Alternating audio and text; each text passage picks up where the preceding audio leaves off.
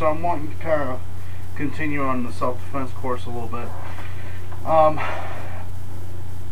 I took kind of a break from it, and so I'm wanting to kind of get back in on it. One of the things that I've kind of decided to do is to make it easier for you guys, is to, instead of just discuss the technique, I'm going to actually start showing you using this jacket and some boots. Obviously the boots are going to signify the feet. That's going to signify the knees. This does two things. One, it gives you an extra training tool so that you can start practicing coming in for techniques and stuff like that, especially if you want to get into more of the combat judo side and combat jiu-jitsu side.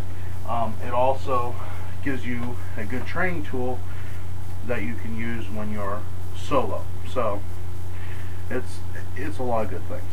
Anyway, so in this technique that we're going to be talking about here is I'm going to be talking about a handshake grab. Now, quite honestly, a lot of the time, one of the standard defenses that you're taught is how to get out of a handshake grab, or how to use that to your advantage. A lot of bad guys know that. So a lot of the time it doesn't happen as much as you would think in the street. On the other hand, it does happen from time to time, and if you do have that situation where you are allowed to shake someone's hand, you can gain the advantage right then. So so I'm going to go over a few of those basics ones for you. So the first one is, he's shaking my hand, okay, and he's starting to try to really crunch down on it, okay.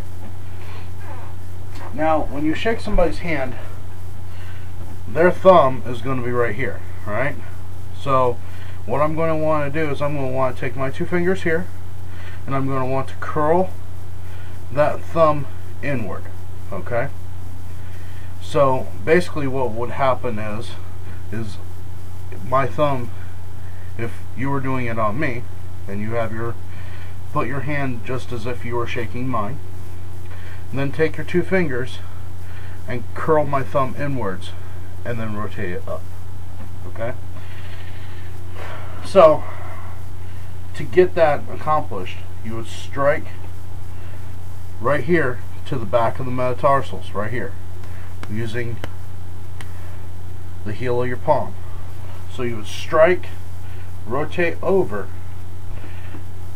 bend my thumb, or in your case, you would strike here, rotate the hand over, bend the thumb backwards, and then start rotating up, and then you bring the other hand on the other side for support, and you're starting to wrist lock that one.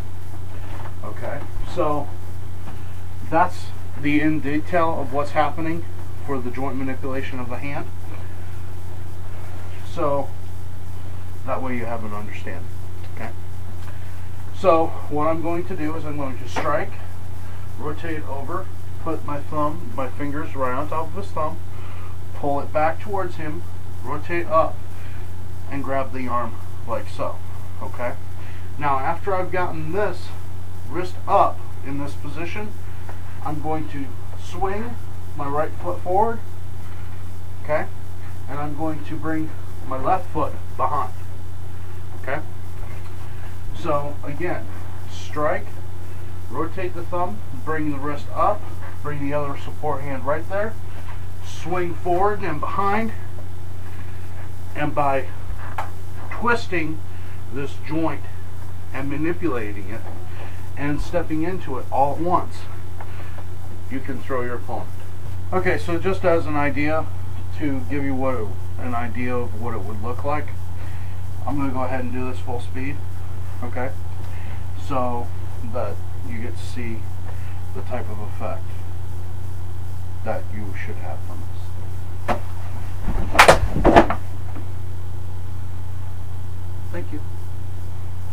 And of course it's a lot easier to throw a jacket than it would be, but at the same time I hope you get an understanding of the movement involved. Thank you. I appreciate your comments, I appreciate your views, I appreciate your time. Defend your homes wisely.